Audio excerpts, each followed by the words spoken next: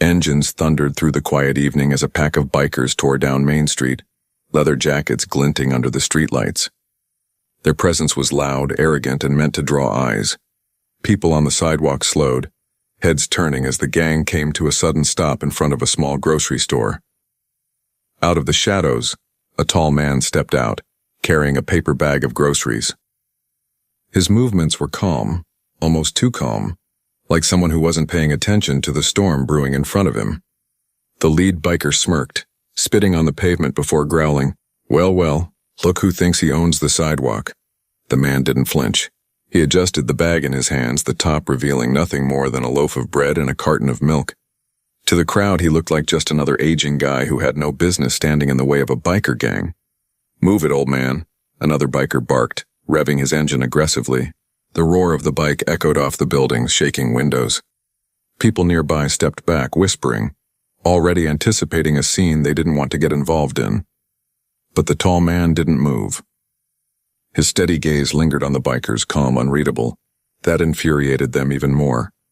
The lead biker dismounted, boots clanking on the asphalt. He was bigger than most, with a tattoo stretching across his neck and a sneer carved into his face. He shoved the man's shoulder hard enough to send most people stumbling. Still, the man didn't react. He only shifted slightly, ensuring his grocery bag didn't fall to the ground. His silence made the gang restless. One of them shouted from behind, "What's the matter, Grandpa? Cat got your tongue?" Laughter followed, ugly and sharp. The crowd around them tensed, expecting violence. Mothers pulled their children closer. A businessman muttered under his breath, "That guy's about to get destroyed." The tall man finally spoke, his voice low and even, carrying more weight than the bikers expected. "You should walk away." The gang roared with laughter, taking his calmness as weakness. To them, he was just an easy target, an older man outnumbered and outmatched. None of them realized the storm they were about to unleash, because the man they were threatening wasn't just anyone. He was Steven Seagel. Tell us where. You're watching from in the comments. Steven Seagel stood in the glow of the streetlight, the grocery bag still balanced in his hands. The loaf of bread leaned against the milk carton, and a bundle of green onions poked out of the side. It was almost laughable. This towering man with broad shoulders, holding something as ordinary and fragile as groceries, while a circle of leather-clad bikers tried to box him in. The crowd expected him to defend himself right away. After all, who wouldn't? But Steven didn't raise his hands. He didn't shout back. Instead, he looked strangely vulnerable, like someone who had no interest in fighting at all. That calmness drove the bikers crazy.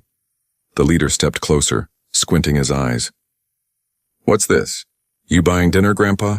He snatched the loaf of bread out of the bag and tossed it onto the pavement. The bread skidded across the asphalt and stopped at the boot of another biker. The gang erupted in laughter.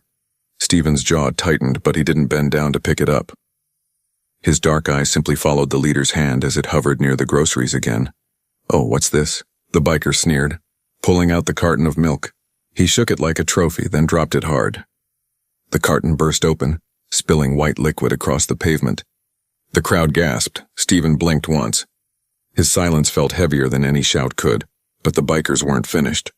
Another one reached into the bag, ripping out the bundle of onions and snapping it in half before tossing the pieces into the gutter. "Look at him. Doesn't even care," the biker shouted. To the onlookers, it was humiliating. A man's simple groceries, symbols of normal life, of quiet humanity, were being destroyed piece by piece. A child in the crowd clutched his mother's hand and whispered, "Why don't they stop?" But the mother only hushed him and pulled him closer. A businessman on the corner shook his head. Pathetic. He should just walk away before they hurt him. The whispers spread like poison. People assumed Seagel was powerless. Too old, too slow, too unwilling to stand up for himself. Some pitied him. Others judged him. Nobody stepped forward to help. The leader chuckled, towering over Steven. He shoved the now empty bag back into his chest. "That's it? That's all you got? Bread, milk, onions. You're useless, old man." Steven caught the bag, folding it neatly in his hand. Still, he didn't raise his voice. His silence wasn't weakness, it was patience. But nobody watching could understand that to them, it looked like a man being stripped of dignity piece by piece, while the world turned its back. The bikers leaned in closer now, emboldened by the crowd's inaction. One revved his bike engine again, sending exhaust smoke into Steven's face. Another slapped his shoulder mockingly, saying, "Come on, Grandpa, show us what you've got. Or are you scared?" Steven simply adjusted the sleeves of his jacket, as though preparing himself for the cold night air. His voice came out low, almost a whisper, but sharp enough that the closest biker flinched. "You've taken enough." The laughter quieted for just a moment. The words weren't shouted. They weren't a threat. But something in the tone carried weight, like an iceberg lurking beneath calm water. The leader smirked, mistaking it for hollow defiance. "Or what?" He spat, stepping even closer until his chest pressed against Steven's. The crowd held their breath. Steven's eyes flickered, not with fear but with something else. Something quiet, something dangerous, but still he didn't move. He let the bikers believe they had broken him. He let the world think he was powerless, because Steven Seagel knew something the rest of them didn't. Patience wasn't surrender. It was the calm before the storm. Engines still rumbled, a low growl that shook the pavement beneath the gathering crowd. Steven Seagel stood in the center of it all, his empty paper bag clutched loosely in one hand, his groceries destroyed at his feet. Milk seeped across the asphalt, white rivers carving trails toward the gutter. The loaf of bread lay crumpled and dirty. The bundle of onions was snapped like a joke. The bikers laughed louder, proud of their cruelty. But what made the moment sting sharper was not the gang's taunts. It was the silence of everyone else. People were watching. Dozens of them. They had their phones in their pockets, their voices in their throats, their bodies capable of moving forward. But no one did. A man in a business suit muttered to his coworker, "This guy's a fool. Should have just stepped aside. Why stand in their way?" The coworker nodded quickly, adjusting his tie like the whole thing was an inconvenience, not an injustice. A young couple whispered to each other, the girl tugging at her boyfriend's arm. "Come on, let's just leave. I don't want to see this." But neither of them looked away, their curiosity stronger than their conscience. Near the curb, a teenager lifted his phone, pretending to text, but the faint glow of his camera recording gave him away. He smirked as he caught the milk splattered across Steven's boots. "This is going viral," he whispered under his breath, already imagining the likes and shares. The cruelest words, though, came from a middle-aged woman standing behind the crowd. She shook her head and said loudly enough for others to hear, "That man's too proud. He asked for it. These gangs don't bother people unless they deserve it." Her words rippled through the bystanders like a poisonous excuse, giving them permission to stay frozen, to do nothing. Steven Seagel remained silent, his shoulders steady, his face unreadable. The bikers thrived on the crowd's silence. Every laugh grew bolder, every shove more careless. The leader paced in front of Steven like a wolf circling prey, his boots leaving heavy prints on the cracked pavement. "Nobody's coming to help you, old man," he said with a smirk. "You hear that?" He raised his arms, turning to the onlookers. Anyone feel like stepping in?" The silence that followed was deafening. Not a word. Not a step forward. Not even a cough. The leader grinned and leaned closer, his voice a low growl meant only for Steven. "They're not with you. They're with us. They know power when they see it." The gang roared in agreement, revving their engines, filling the air with smoke and noise. The smell of fuel mixed with spilled milk and crushed bread. A small boy tugged at his mother's hand, eyes wide. "Why isn't anyone helping him, Mama?" he asked, his voice trembling. The mother bit her lip, pulling him behind her legs. Because it's dangerous," she whispered, unable to look him in the eye. Steven's gaze flickered briefly toward the boy, just for a second. A silent acknowledgement. His expression softened, then steeled again. The bikers didn't notice. They were too busy basking in their own performance, their audience feeding their egos. To them, Steven Seagel was already beaten, already humiliated. Another biker stepped forward, snatching the empty paper bag from Steven's hand. He crumpled it and tossed it into the milk puddle with a laugh. "That's it. That's all you are now. Trash." The crowd gasped, but still no one moved. Whispers grew sharper, uglier.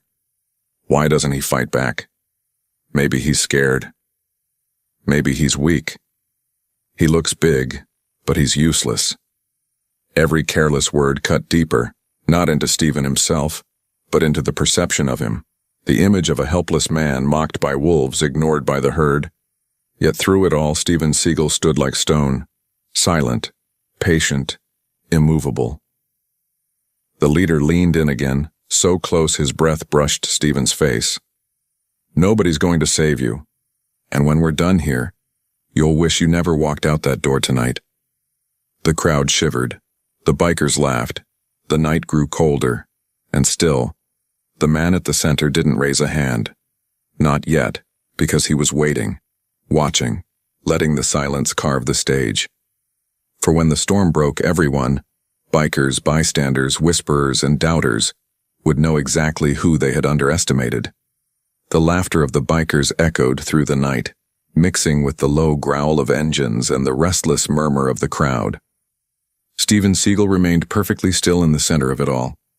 His groceries were ruined, his dignity mocked, his silence misread as weakness. But then, something subtle shifted. It wasn't a grand gesture. It wasn't a raised fist or a shouted word. It was the way Steven rolled his shoulders back, loosening them, the way a predator stretches before striking. His hands flexed slightly at his sides, fingers moving as though testing invisible strings of energy. Most missed it. But not everyone. The little boy who had asked why no one was helping stared wide-eyed. "Mama?" he whispered, tugging at her sleeve. "Look at his hands." The mother frowned, not understanding. To her, Steven looked the same, quiet, still, unshakable. But to a child's eyes, something had changed. The leader of the bikers didn't notice either. He was too busy puffing out his chest and feeding on the crowd's fear. "See this?" he bellowed, pointing at Steven like he was a trophy. "This is what happens when you don't respect us. This is what happens when you get in our way." The gang howled in approval. Steven's gaze lowered briefly, catching sight of the spilled milk spreading wider across the asphalt. He stared at it, almost contemplative, before lifting his eyes to the men around him. There was no anger in his expression, no fear, just calm, a dangerous kind of calm. One biker, standing closer than the rest, suddenly shifted uncomfortably. He couldn't explain it, but something in Steven's eyes unsettled him. "Boss," he muttered under his breath. "You sure about this guy?" The leader scoffed, slapping his shoulder. "He's nothing. Look at him, he hasn't even moved." But deep down, cracks of doubt were beginning to spread. The tension grew thicker, stretching like a bowstring pulled too far. Every second of silence, every unmoving breath became heavier. The crowd leaned in, torn between fear and curiosity. Something was coming. They could feel it. Steven slowly adjusted the cuff of his jacket, pulling it back just enough to reveal a flash of fabric beneath. A belt, black as night, wrapped around his waist. It wasn't dramatic, wasn't flaunted. Just a glimpse, a whisper of truth. Most didn't see it, but the biker closest to him did. His laughter caught in his throat, dying suddenly as his eyes widened. "Wait," he stammered, pointing with a trembling finger. "Boss, look at his waist." The leader frowned, turning his head. For just a moment he saw it, the unmistakable strip of black cloth tied neatly, hidden under layers of clothing. His smirk faltered, only for a second. Then he barked a laugh to cover it up. "A belt, that's all?" he shouted, spinning to the crowd. "This guy thinks a karate belt is going to save him? Please, that's for kids." The gang erupted in laughter again, but there was a thin edge to it now, less certain, less free. The crowd, too, felt the shift. Some whispered, questioning what they'd seen. "Was that a black belt?" one man asked. "Karate?" another woman muttered. The rumor spread like a spark in dry grass. The little boy's eyes lit up. "Mama, did you see? He's a fighter. He's not weak." The mother hushed him quickly, though even she couldn't hide the unease in her eyes now. The leader noticed the change in the crowd's energy and clenched his jaw. He couldn't allow doubt to take root. He stomped forward, jabbing a finger into Steven's chest. "I don't care what belt you wear under there," he sneered. "Tonight you're nothing." Steven finally lifted his head fully, his voice low, almost a growl. "You've made a mistake." The words hung in the air like thunder before a storm. For the first time, the laughter faltered completely. Engines idled lower. The crowd hushed, leaning forward, sensing the shift. Steven stepped forward. Not aggressively, just one calm stride that seemed to shake the ground more than any biker's boot had. His presence filled the street in a way that defied explanation. The leader forced a laugh, but it cracked in the middle. "Oh yeah? Big words for a man with no backup." Steven's eyes narrowed. "I don't need backup." The silence that followed was unbearable. Even the crowd forgot to breathe. The suspense wrapped around everyone's throats like a noose. Something was about to happen. Something none of them were prepared for. And though the bikers still tried to convince themselves they had the upper hand, deep in their guts, they began to feel the truth. They weren't hunting a victim. They had cornered a predator. The street was so quiet now that even the engines seemed to hesitate, their growls muted beneath the weight of tension. The crowd stood frozen, their whispers silenced. The bikers' laughter had cracked, replaced by nervous smirks and darting glances. And at the center of it all stood Steven Seagel. He hadn't moved much, just a single step forward, a quiet adjustment of his jacket. But that step carried more weight than the entire gang's shouting. It was a shift no one could ignore, the calm before a lightning strike. The leader barked a laugh, desperate to pull control back into his hands. "Enough of this," he shouted, waving his arm. "Somebody teach this old man a lesson." One of the bikers revved his engine, then swung his boot off the pedal, striding forward with a smirk. He cracked his knuckles, towering over Steven. "You should have gone home with your groceries, Grandpa," he snarled. The crowd braced for impact, expecting Steven to be flattened. But in a blur, the opposite happened. The biker swung his fist, a heavy arc meant to crush Steven's jaw. But before it landed, Steven's hand shot up, fast, precise, unstoppable. He caught the biker's wrist mid-air. Gasps erupted from the crowd. The biker's smirk vanished, twisting into shock as Steven's grip tightened, forcing his arm into a lock. With a fluid motion, Steven twisted his wrist downward, flipping the man off balance. The biker hit the pavement with a thud so loud it rattled teeth. Silence. The crowd couldn't believe what they'd seen. One moment, the biker was in control. The next, he was sprawled on the asphalt, groaning, his arm bent in a painful lock. Steven released him and stood tall, his expression unchanged. Calm. Patient. Deadly. The leader's face hardened. "Don't just stand there," he roared. "Get him." Two bikers rushed forward at once. One came from the left, the other from the right, fists raised. Steven didn't flinch. The first swung wild, aiming for his head. Steven ducked effortlessly, his movements smooth as water. In the same motion, his elbow drove into the biker's ribs with brutal precision. The man crumpled instantly, air bursting from his lungs. The second biker lunged, trying to tackle Steven from behind. Without even turning, Steven shifted his weight, hooking his foot behind the man's ankle and sweeping. The biker's momentum betrayed him. He crashed onto the pavement face first. The crowd erupted in gasps and shouts. Phones came out now, recording every second. What had looked like an old man's humiliation had flipped into something extraordinary. The leader's smirk faltered. His men, his proud, untouchable gang, were falling like dominoes. Another biker pulled a chain from his belt, swinging it menacingly. "You're dead!" he yelled, rushing forward. Steven stepped into his attack, not away from it. The chain swung wide, but Steven's hand intercepted the biker's wrist. With a sharp twist, he disarmed him, sending the chain clattering to the ground. In the same breath, Steven struck his opponent's chest with an open palm. The impact was so precise, so sudden, that the biker flew backward, crashing into his own motorcycle. The crowd gasped louder. A man in the back whispered, "That wasn't luck, he knows exactly what he's doing." Whispers turned into realization, rippling through the people. The word began spreading fast. Black belt, karate, martial arts. But the bikers weren't ready to admit defeat. Rage drove them forward, pride refusing to let them back down. 4 of them circled Steven now, moving cautiously, like wolves trying to corner a lion. Steven adjusted his stance, one foot sliding, slightly back, his hands rising just enough to signal readiness. His eyes scanned them, not with panic, but with the calm precision of a man who had seen every fight before it happened. The first lunged. Steven sidestepped, guiding the man's momentum past him before striking the back of his knee. The biker dropped instantly. The second swung from behind.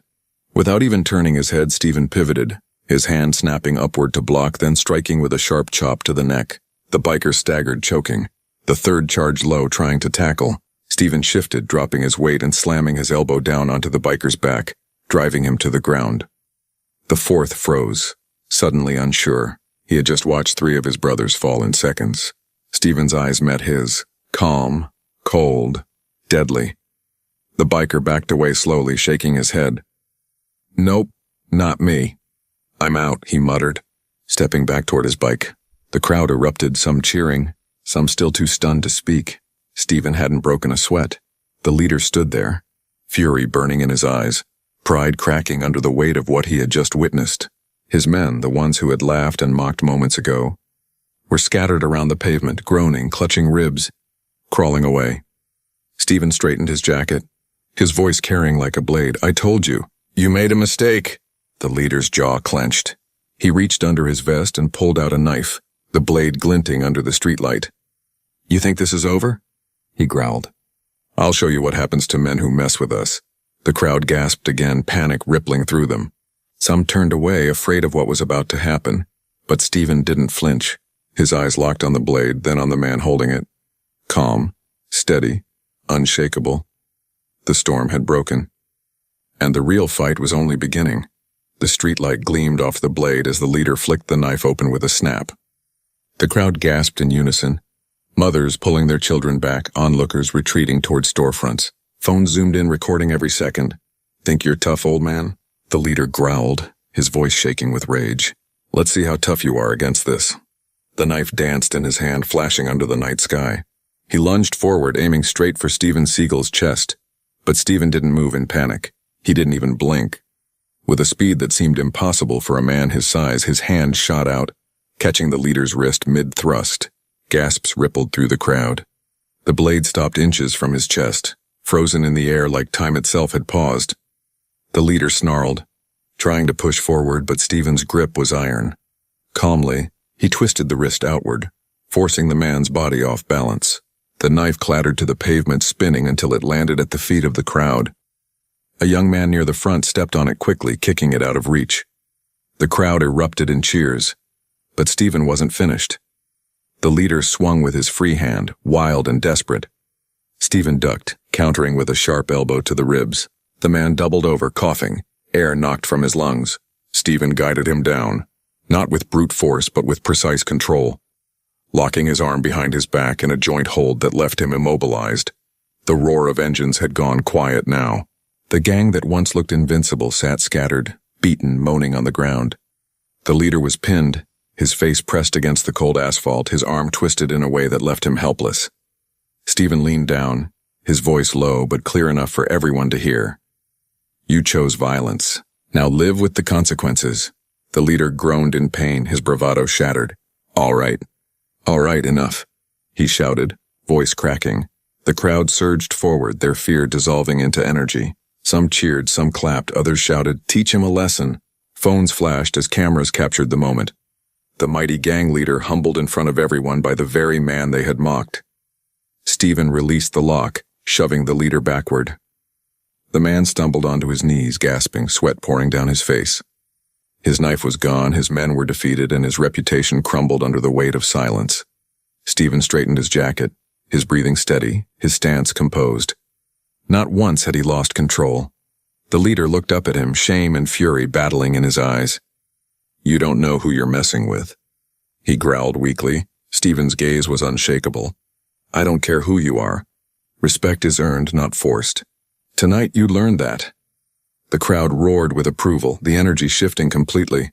No longer silent, no longer judging. Now they were united in awe. The businessman who had muttered earlier shook his head in disbelief. "I thought he was finished. But he's a master." The teenager with the phone lowered it for a moment, stunned. "This is going to blow up online," he whispered. One by one, the bikers limped back to their motorcycles, defeated and silent. Their engines sputtered to life, no longer proud or thunderous, but weak, retreating growls. They didn't look back. Even their own leader crawled toward his bike, humiliated, his arrogance shattered. Steven didn't chase them.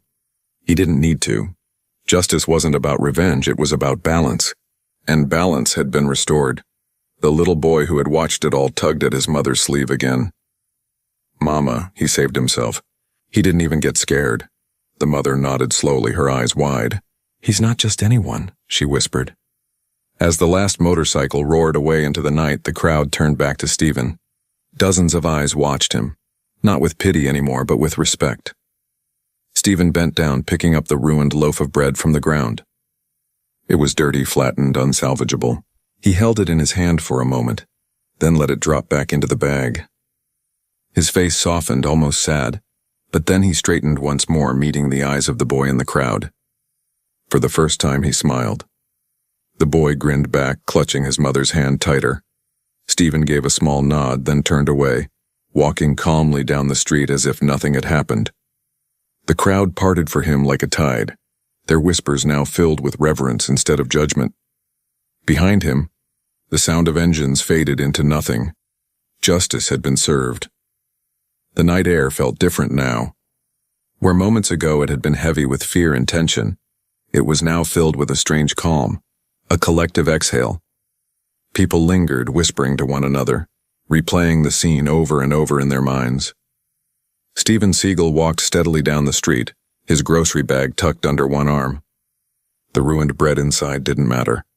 What mattered was the quiet dignity with which he carried himself, untouched, unbroken, unafraid.